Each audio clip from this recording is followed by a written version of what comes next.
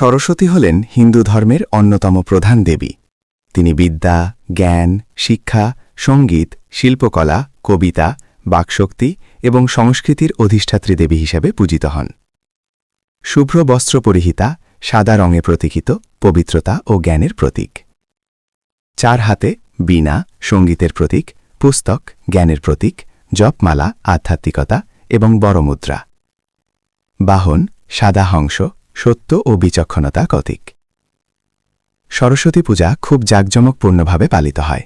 এটি বসন্ত পঞ্চমী তিথিতে মাঘ মাসের শুক্লপক্ষের পঞ্চমীতে অনুষ্ঠিত হয়। ছাত্রছাত্রীরা বই খাতা কলম পূজা করে, নতুন বই পড়া শুরু করে এবং দেবীর আশীর্বাদ কামনা করে। প্রসিদ্ধ মন্ত্র ওং ঐং সরস্বত্যেই নমঃ।